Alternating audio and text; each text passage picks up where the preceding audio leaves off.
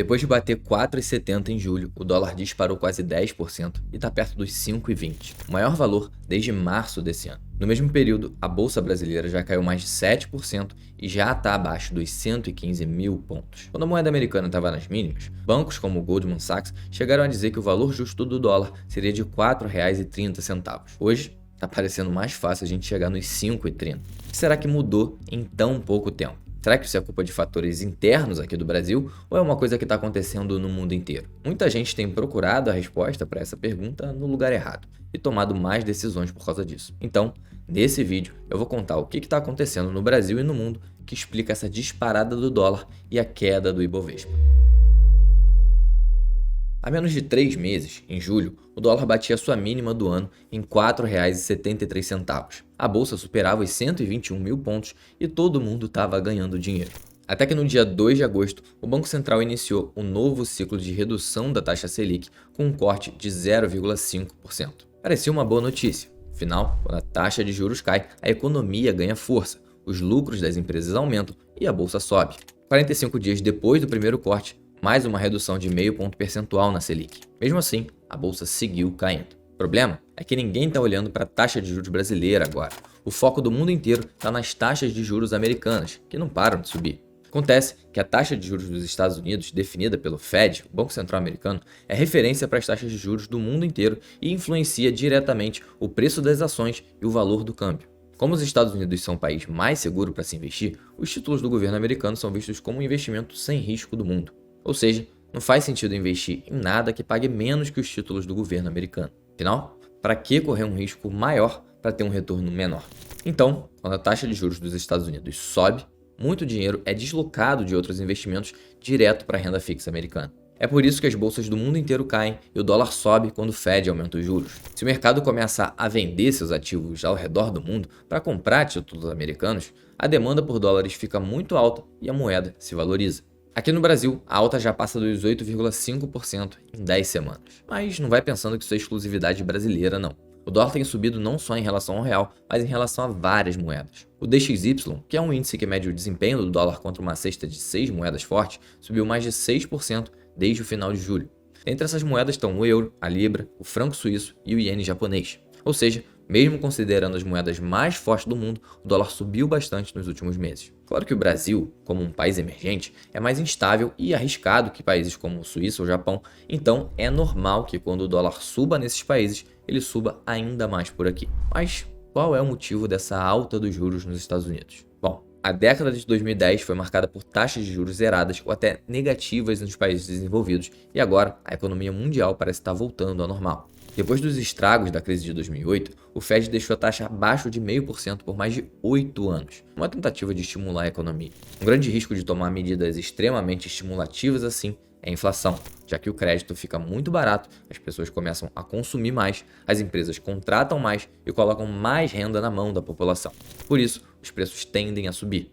Mas a recessão na época era intensa, o desemprego tinha explodido e a renda da população caiu demais. Por isso que, mesmo com os juros zerados, levou um tempo para a atividade voltar ao normal. Aí, na pandemia, o Fed zerou os juros de novo e começou literalmente a distribuir dinheiro entre a população com os auxílios. O problema é que o nível de estímulos dessa vez foi ainda mais absurdo. E além disso, as coisas voltaram ao normal bem mais rápido do que em 2008, o que trouxe uma inflação rápida e intensa. Em junho de 2022, a inflação americana chegou a 9,1% ao ano, o maior nível desde 1981, forçando o Fed a agir. Com isso, desde fevereiro de 2022, os juros saíram de zero para os atuais 5,3%, o maior patamar registrado desde 2001. Verdade é que quando a inflação começou a disparar, o mundo já esperava uma reação nos juros dos Estados Unidos, tanto que as bolsas continuaram subindo mesmo quando o Fed começou a subir as taxas. Mas o mercado não esperava que esse ciclo de aumento seria tão duro e duradouro. A inflação americana continuou alta, apesar dos esforços do Banco Central americano. Isso é um péssimo sinal para o mercado, porque mostra que os juros vão continuar altos por mais tempo. Essa reversão de cenário que a gente viu nos últimos meses foi por causa da mudança de postura do Fed, que vinha falando sobre parar de subir os juros, que parecia que a inflação estava controlada, mas foi trocando de discurso à medida que os dados econômicos indicavam que a economia ainda estava muito acelerada e seria arriscado demais reduzir os juros. Uma das principais fontes de dados do Fed para verificar isso é o payroll americano. Ele é divulgado mensalmente pelo Departamento de Estatística do governo e é um conjunto de dados sobre o mercado de trabalho americano.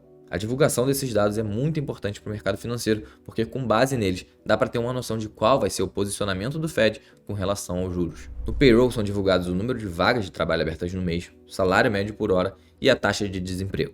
Então, se em determinado mês o número de vagas criadas sobe, o salário dos americanos aumenta e a taxa de desemprego diminui, isso mostra que a população deve gastar mais dinheiro, o que incentiva a economia e deve forçar a inflação para cima, o que acaba impedindo o Fed de abaixar os juros. Isso porque se ele optar por fazer isso nesse cenário, vai acabar incentivando ainda mais a economia e gerando mais inflação. Foi exatamente isso que aconteceu nos últimos meses. Os dados fortes da economia fizeram o Banco Central Americano mudar o discurso sobre abaixar os juros, indicando que ele pode subir ainda mais a taxa até o final do ano. No mês de setembro, os dados vieram bem acima do esperado. Em agosto foram criadas 227 mil vagas de trabalho e a expectativa era que esse número caísse para 170 mil em setembro. Ao invés disso, foram criadas 336 mil novas vagas, quase o dobro da expectativa. Isso pode parecer um dado bom, normalmente a gente encara a criação de empregos como algo positivo, mas não nesse momento em que o Fed tem feito de tudo para tentar abaixar a inflação para a meta de 2%. O desemprego está em 3,8% contra uma expectativa de 3,7%, e a alta nos salários no ano até aqui está em 4,2% contra uma expectativa de 4,3%. Ou seja, alguns dados parecem começar a entrar nas expectativas do mercado, o que indica que as medidas do Fed parecem estar funcionando. Ou pode ser que o mercado já se acostumou com esses dados aí e está ajustando as suas expectativas para ele. Mas, ainda assim, o número de vagas criadas em setembro é um sinal de que não é hora de cortar os juros. Isso são mais notícias para o Brasil, por dois motivos principais. Primeiro, porque depois de muito tempo com Selic acima de 13%, a nossa taxa de juros começou a cair em agosto. E o que acontece quando um país emergente reduz juros enquanto os Estados Unidos aumentam é que a bolsa cai e o dólar sobe. A lógica é a seguinte: para o mundo estar disposto a correr o risco de investir no Brasil, é preciso um certo diferencial de juros, ou seja, o Brasil precisa ter um retorno significativamente maior do que os países desenvolvidos. Então, quando a gente reduz a Selic e o Fed aumenta os juros, essa diferença cai nas duas pontas, fazendo com que o capital estrangeiro seja tirado do Brasil. Isso significa menos demanda pelas ações brasileiras e mais demanda para trocar reais por dólares para tirar o dinheiro do país. Assim, o preço das ações cai e o dólar sobe. Por causa disso, é possível que o Banco Central tenha que desacelerar a queda da Selic por aqui e a gente deveria ver cortes menores nas próximas reuniões do Copom. Isso pensando estritamente na economia, sem levar em conta se essa decisão vai sofrer alguma pressão política. Outro motivo dessa postura do Fed ser tão ruim para o Brasil é que a situação fiscal do país está em péssimo estado. O governo divulgou há pouco tempo um rombo de 100 bilhões de reais nas contas públicas entre janeiro e agosto desse ano, revertendo um resultado positivo de 58 bilhões em 2022. As contas do governo central tiveram um rombo de 104 bilhões e 600 milhões de reais nos primeiros 8 meses deste ano. Esse foi o pior resultado desde 2020 e um dos piores resultados da história. Isso quer dizer que o governo brasileiro gastou 100 bilhões a mais do que ele arrecadou nos primeiros 8 meses do ano. Isso sem contar o que é gasto para arcar com juros da dívida pública. Existem duas formas do governo resolver esse problema. Ou ele ganha mais, ou ele gasta menos. Ganhar mais significa aumentar a arrecadação, ou seja, mais impostos. E gastar menos não parece ser uma prioridade do governo atual. Por isso, o Brasil fica meio encurralado nessa situação. Se a gente mantém a nossa taxa de juros alta, a atividade econômica fica fraca e a arrecadação fiscal diminui ainda mais, aumentando o déficit do governo. Se o déficit do governo aumenta, a confiança dos estrangeiros em investir no país diminui e eles começam a tirar o dinheiro do Brasil, acelerando a queda da bolsa e a alta do dólar. Na real, entre 2014 e 2021, o Brasil teve 8 anos seguidos de déficit. Parece que 2022 foi só um suspiro mesmo. E as contas públicas no país voltaram a fechar no azul, após 8 anos seguidos de déficit. Com o orçamento do governo prevendo um resultado negativo de 140 bi para esse ano, está cada vez mais difícil cumprir a meta do ministro da Fazenda, Fernando Haddad, de zerar o déficit em 2024. Quanto mais distante dela, mais a credibilidade do governo vai caindo, o que atrapalha ainda mais. Até aqui, parece que esse é um problema complexo que não afeta a nossa vida no curto prazo e nem tem muito que a gente possa fazer. Mas na verdade, não é bem assim.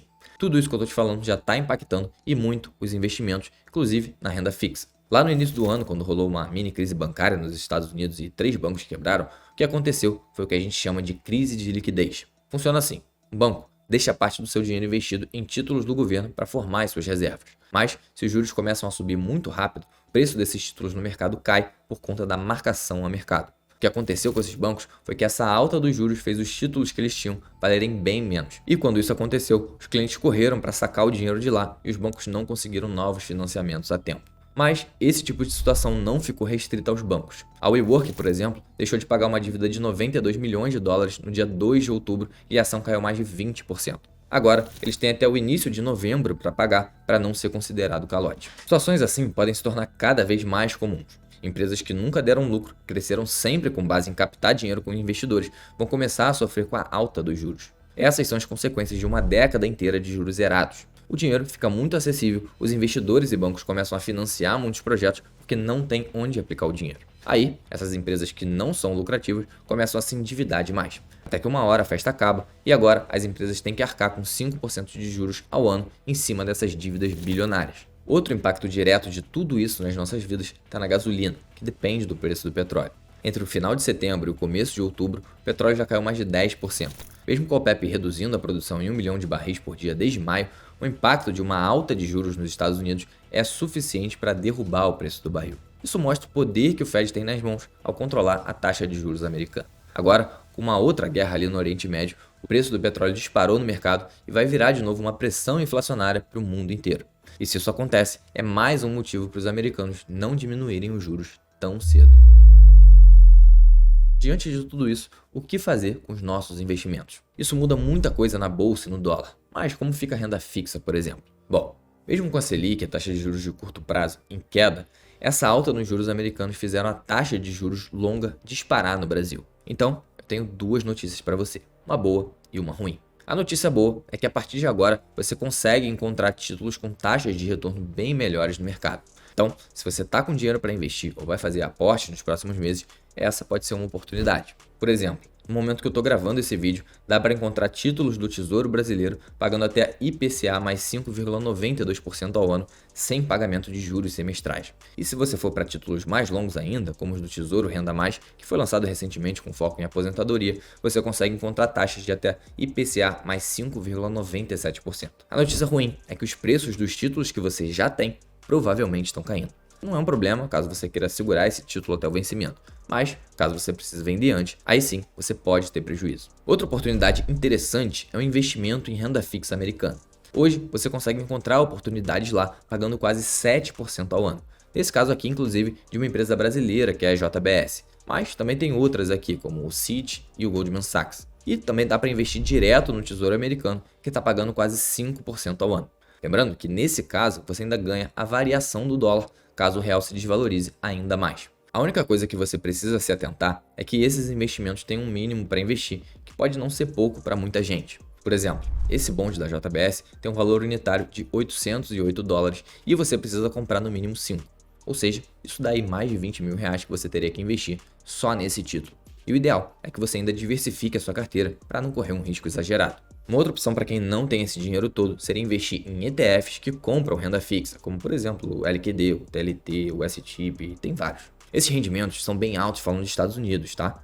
Vale lembrar que a taxa de juros lá está no nível mais alto desde 2001, e apesar do Fed dizer que não deve começar a reduzir os juros no futuro próximo, a gente viu como as coisas podem mudar rápido. De qualquer forma, esse não é um momento para pânico. Ainda não dá para saber se a gente está no meio de uma simples neblina que vai passar ou se realmente existe uma tempestade a caminho com os últimos acontecimentos. Além disso, a gente ainda consegue encontrar boas oportunidades em ações e bons fundos imobiliários a preços interessantes na bolsa hoje. O único cuidado que você precisa tomar é que nem toda queda de preços é uma oportunidade. Existem ativos ruins e existem ativos bons.